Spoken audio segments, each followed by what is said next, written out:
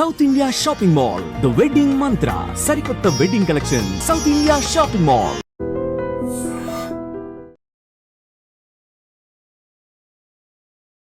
నమస్కారం, welcome to iDream. ధర్మ మార్గం విత్ విజిత కార్యక్రమానికి స్వాగతం.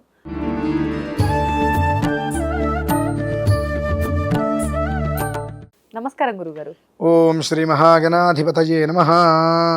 గురుగారు, సంతోషం ప్రతి ఒక్కరు కోరుకునేదే సంతోషం. అంటే కష్టాలు లేకుండా ఉన్నాము కోరుకోవడానికి, అనుభవించడానికి నక్కకి నాగలో కొంచెం తేడా ఉందండి.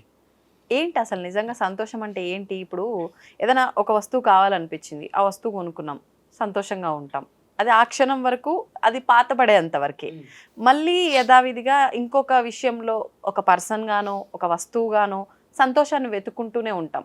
అది శాశ్వతం కాదు. అసలు ఏంటి సంతోషం అంటే? శాశ్వతమైన సంతోషం ఎక్కడ దొరుకుతుంది? అనిత్యమైన శరీరం, అనిత్యమైన జీవితం, దాంట్లో నిత్యం సంతోషం కోసం వెతుకుతాం చూసారండి. అది నిజమైన బాధ. అంటే శాశ్వతం కాని వాటిపైన మనం శాశ్వతమైన సంతోషం వెతుకుతున్నాం అనొచ్చా మీరు చెప్పిన దాన్ని? అంతే. ఓకే, శరీరం శాశ్వతం కాదు. 100 చెప్తాం, నేను ఎందో దాంట్లో సంతోషం కోసం వెతుకుంటూనే ఉంటా. అంతే. కానీ నిజమైన సంతోషం అనేటువంటిది త్యాగంలో ఉంటుందండి. త్యాగం. నేను ప్రతిరోజు గబిక్కిన ఎవరైనా నన్ను తిట్టారనుకోండి, నవ్వుకుంటా. అదేంటన్నారు అనుకో, ఇవాళ అతను నన్ను తిట్టాడంటే అతని సంతోషానికి కారణం నేనేగా. అంటే మిమ్మల్ని తిట్టి సంతోషపడ్డా? అంతే కదా. ఓకే. అంటే మనం వెతుక్కుంటే ప్రతి దాంట్లో మనకు సంతోషం కనిపిస్తుందండి. వాస్తవం ఇది మాత్రం. మనం వెతుక్కుంటే ప్రతి చిన్న దాంట్లో కూడా సంతోషం కనిపిస్తుంది. అదే చిన్న దాంట్లో మనకు బాధ కూడా కనిపిస్తుంది. వాడు నన్ను తిడతాడా అని సీరియస్ అవడానికి, తిట్టాడా, ఓకే ఇవాళ నేను చేసిన పుణ్యం ఏమైనా ఉందా, బహుశా ఇదే అనుకుంటా. మనం అందులోనే భావన, ఆలోచించే విధానం, భావన. తీసుకునే ప్రతి చిన్నది, మీరు కప్పు కాఫీ ఇస్తా మీకు, అందులో ఏగబడుతుంది, ఏం చేస్తారు? అంటే కొంతమంది అయితే పక్కన పడేస్తారు, కొంతమంది తీసి తాగుతారు. అదే నెయ్యి అయితే ఖచ్చితంగా ఏగని మాత్రమే తీసేస్తారు. వాల్యూ చూస్తున్నాం. వాల్యూ దేనికి? ఆ టీ ఆ క్షణానికి లేకపోతే మనం బ్రతకలేము, కానీ తీసి పక్కన పడేస్తున్నాం. అదే పాలల్లోంచి వెన్నలోంచి వచ్చినటువంటిది నెయ్యి, కానీ దానికి వాల్యూ ఇస్తున్నాం మనం. సో మనం దేనికి వాల్యూ ఇవ్వాలో తెలియట్లే మనకు కూడా. వాల్యూ ప్రతి దానికి ఉందమ్మా, వాల్యూ ప్రతి దానికి ఉంది. కానీ ఏంటంటే మనం అన్నింటికి వాల్యూ ఇవ్వలేకపోతున్నాం. కాబట్టి మనకు బాధ మినహాయిస్తే సంతోషం లేదు. కొంతమందికి ₹1,00,000 పెట్టి ఐఫోన్ కొనుక్కుంటే అదో ఆనందం. ఏముంది అందులో? 10 మందికి అన్నం పెట్టు, 10 మందికి కడుపు నింపు, అదొక ఆనందం. సో ప్రతి చిన్న దాంట్లో నువ్వు సంతోషం వెతుక్కోవడం మొదలుపెట్టు. ఈ అసంపూర్ణమైనటువంటి ఈ జీవితంలో సంపూర్ణమైన సంతోషం నిన్ను వెతుక్కుంటూ వస్తుంది. ఎప్పుడు కూడా మనం వెతుక్కుంటూ వెళ్ళే సంతోషానికి, మనల్ని వెతుక్కుంటూ వచ్చేటువంటి సంతోషానికి తేడా ఉంటుందమ్మా.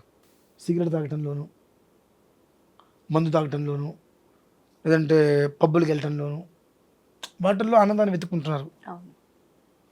క్షణికం అది. సో ఆ ఆనందం కోసం నువ్వు తాపత్రయపడితే జీవితం నీకు పోయిందిగా. అక్కడ జీవితం ఉందా? లేదు.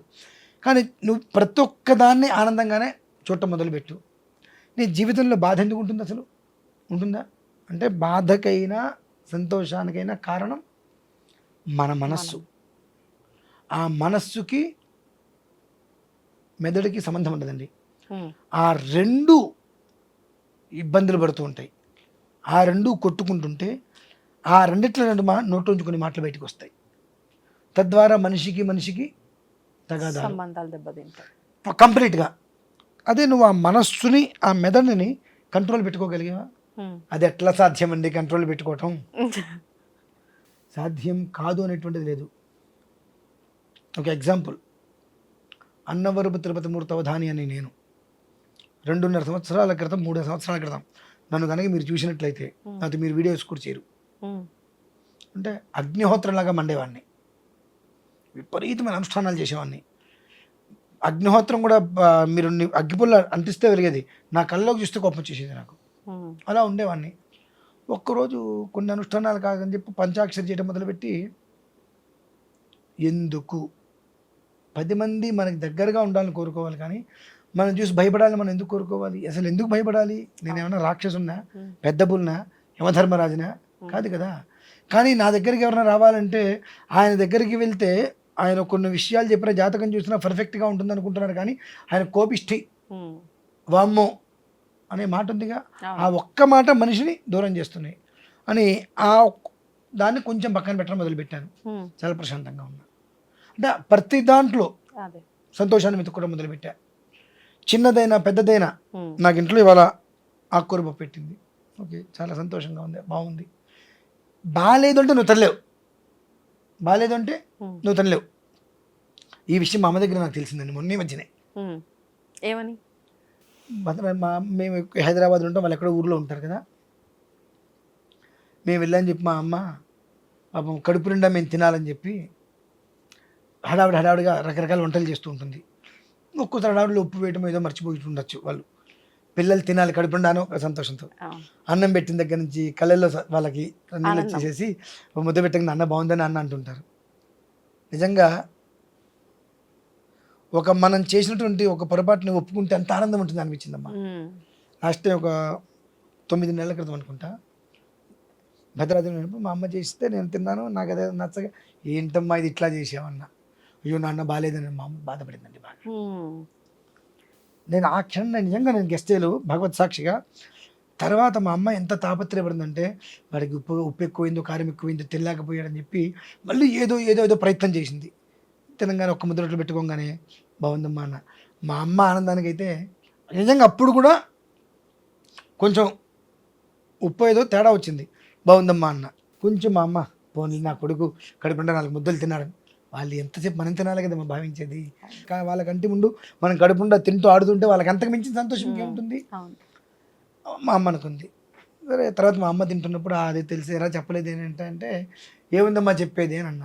అక్కడి మేము బయలుదేరి చూసేసిన తర్వాత ఇంట్లో సేమ్ సిచ్యువేషన్ జరిగితే నేను కొంచెం ఇందులో ఉప్పు తక్కువైంది లేదన్న. ఒక్కోసారి తక్కువ అవుతుందండి, మనం ఏం చేస్తాం అన్నట్టుగా అంది ఇంట్లో ఆమె. అప్పుడు నాకు అమ్మ ఆ మాట అనలేదు కదా, అమ్మ ఆ మాట అనలా. బాగాలేదమ్మా అంటే అమ్మ బాధపడింది. మళ్ళీ నేను తినటం కోసం చెప్పి ఏదో రకాల ప్రయత్నం చేసి పెట్టిందమ్మా నాకు. అప్పుడు వెంటనే అమ్మాయికి ఫోన్ చేసి మా సారీ అమ్మాయి ఏమనుకోకమ్మా, అదేంటి అన్న అంటే బాగాలేదని చెప్పి నేను బాధ పెట్టా అంటే నువ్వేం బాధ పెట్టావు నాన్న, నువ్వు ఇంటికి వచ్చిన 2 రోజులు కడుపులో నీకు పెట్టాలేక మేము చూసుకునేది. నువ్వు అక్కడ ఏం తింటావో ఎలా ఉంటావో మాకు తెలీదు, ఇక్కడికి వచ్చినప్పుడు నా కొడుకు నేను కడుపులో పెట్టగలిగాను, ఆ తృప్తి మాకు చాలా నాన్న. మళ్ళీ వచ్చేంత వరకు ఉన్నప్పుడు ఇక్కడ నేను మాదాపూర్ నుంచి ఇటు బయటికి వెళ్తున్నానమ్మా, మాట్లాడుతుంటే అమ్మ మాట్లాడికి కారు పక్కన పెట్టేసేసి ఏడ్చేసాను. అంటే ఆనందం అంటే మనం వెతుక్కునే దాంట్లోనే ఉంది, మనకు వచ్చే దాంట్లో కాదు. ప్రతిదీ మనం ఇది ఆనందం అనుకుంటే అమ్మ చేసి పెట్టింది, నేను తినాలనేగా చేసి పెట్టింది. బాగాలేదంటే అమ్మ ఎంత బాధపడుతుందో, అమ్మ బాగుంది అని అంటే ఆ 2 రోజులుగా మనం ఉండేది అమ్మ ఏమన్నా సరే ఇష్టం అమ్మా అని అంటే ఎంత సంతోషపడుతుందమ్మా. మనం వెళ్ళిపోయిన తర్వాత మళ్ళీ వచ్చే 2 నెలలకో 3 నెలల వరకు కూడా ఈ 2 రోజులు మనతో అమ్మ ఉన్నటువంటి విషయాన్ని అమ్మ నెమరు వేసుకుంటూ ప్రతిక్షణ ఆనందంగా ఉంటుంది. నిజమే కదా అని చెప్పి వెంటనే మర్నాడు భద్రాచలం వెళ్ళానమ్మా. మళ్ళీ ఇలా అమ్మ దగ్గర 2 రోజులు ఉండొచ్చా, అదే కదా నిజమైన ఆనందం అంటే. ఒకళ్ళ దగ్గర లాక్కొని ఇస్తావా తెస్తావా ఇవన్నీ కదమ్మా. కారులో తిరిగాము, ఇవన్నీ తాత్కాలికమే. దీర్ఘకాలిక ఆనందం ఏమిటి అంటే మన కోసం అమ్మ నాన్న అన్నయ్య వదిన పిల్లల భార్య పిల్లల ఎక్స్ఎక్సెస్ ఎవరైనా XYZ అంటారు, మన గురించి ఒక మనిషి ఆలోచిస్తున్నాడు అంటే అంతకుమించి అదృష్టం ఇంకేముంటుందమ్మా. ప్రతిక్షణం నువ్వు తిన్నావా లేదా, ఉన్నావు, ఏం చేస్తున్నావు, ఎలా ఉన్నావు, అలా అడిగేటువంటి వ్యక్తి మన కోసం ఒక మనిషి ఉన్నాడు అని అంటే దాని మించిన ఆనందం ఇంకేముంది. ఇంకా వాళ్ళ కోసం మనం జీవితం మొత్తం ధారపోసేయచ్చు. వాళ్ళ అమ్మ కావచ్చు, నాన్న కావచ్చు, ఎవరైనా కావచ్చు. అంటే పలకరించే మాటను బట్టే వాళ్ళకి మన మీద అంత ప్రేమ ఉందో కూడా తెలిసిపోతుందమ్మా. అంతకుమించిన ఆనందం ఇంకెక్కడ దొరుకుతుందా? నిజంగానే అంతే. ఇది ప్రతి ఒక్కరు దృష్టిలో పెట్టుకోవాల్సిన విషయం నిజంగా మీరు చెప్పిన ఉదాహరణ అనేది కదా. ఈ మధ్య కాలంలో అది మిస్ అవటం వల్లే పేరెంట్స్ వాళ్ళు ఎంతో మదన పడుతున్నారు, ఒకరికి కృంగిపోతున్నారు ఆరోగ్యపరంగా కూడా. పాపం వాళ్ళకు వృద్ధాప్యం వచ్చేటప్పటికి వాళ్ళకి అనిపిస్తుంది, మా నాన్న మా అమ్మకి చెప్పుకుంటుంటే నాకు ఏడుపు వచ్చింది. ఆ గదిలో ఉన్నాము, నేను నా కొడుకుని దగ్గర తీసుకుని ముద్దు పెట్టుకున్నా మా నాన్న ముందు. మా నాన్న నేను లోపలికి వెళ్ళిన తర్వాత నాకు 70 ఏళ్ళు ఉన్నాయి, 60 ఏళ్ళు, నా కొడుకు 30 ఏళ్ళు ఉన్నాయి. వాడిని దగ్గర తీసుకొని నాకు ముద్దు పెట్టుకోవాలని ఉంటుంది, కానీ వాడేమైనా అనుకుంటాడేమో, నాకు మళ్ళీ సిగ్గుగా ఉంటుంది. నా కొడుకు నా దగ్గర కూర్చొని నాతో మాట్లాడాలని ఉంటుంది. అమ్మ దగ్గర తీసుకుంటే ఒక ముద్దు పెట్టి పంపిస్తుంది. కానీ నాన్న ఇందాక అనుకోలేదండి. నాన్న అంటే ఆ మాట నేను విన్నా. నాన్న పడుకున్నప్పుడు సైలెంట్గా వెనక్కి వచ్చి కాళ్ళ మీద ముద్దు పెట్టుకుని వచ్చేసా. మళ్ళీ నాన్న కోపం ఎక్కువ. విశ్వామిత్రుని దుర్వాసుని కలిపితే మా నాన్నగారు. అక్కడి నుంచి మీకు వచ్చినట్టుంది వారసత్వంగా అంటారు కదా తల్లిదండ్రుల జీన్స్. కోపం కదండి ఆయన ఆయన అంత ఇదిగా ఉన్నాడు కాబట్టి ఇవాళ మాకు డబ్బు అంటలేదు, డబ్బు అంటలేదు. అన్నదమ్ముల ముగ్గురికి గొడవలు లేవు. అన్నయ్య ఇవాళ వరకు నాకు మా రెండో అన్నయ్యకి 1.5 సంవత్సరం అయ్యారా అని పిలను. అన్నయ్య వస్తే లేదా నిలబడతా అంటే అది నేర్పడతాం అండి. అందులో నుండి ముక్కుసూటిగా వెళ్ళేదంటే నిజాయితీ, అది నేర్పాడు. అదే నాకు సంతోషం. అదే మొన్న మళ్ళీ అమ్మ దగ్గరికి వెళ్ళినప్పుడు అమ్మ చేతితో ఒక ముద్ద నోట్లు పెట్టి 2 రోజులు పంపించింది. హ్యాపీ. ఆనందం అనేటువంటిది అమ్మ కావచ్చు, నాన్న కావచ్చు, ఒక పర్సన్ ప్రతి క్షణం మన గురించి ఆలోచించే పర్సన్ ఒక వ్యక్తి ఉన్నాడంటే భూమి మీద వాడంత అదృష్టవంతుడు ఇంకొకడు లేడు. ఉండడమ్మా, అంతే. ధన్యవాదాలండి. పరమేశ్వర. దీన్ని తవ్వండి, తవ్వుతూనే శివలింగం. సరే దాన్ని అట్లా కప్పేసేయండి, చూపించదండి. Krishna is there. మూర్తి పూజ కాదు, సాక్షాత్ బ్రజేంద్ర నందన భగవాన్ ఉన్నారు మూర్తిలో. ఏమీ ఆశించకుండా ఆరాధించే వాళ్ళు కూడా ఉన్నారా ప్రభుజీ? నిజమైన భక్తి అంటే మనకు తెలియదు కాబట్టి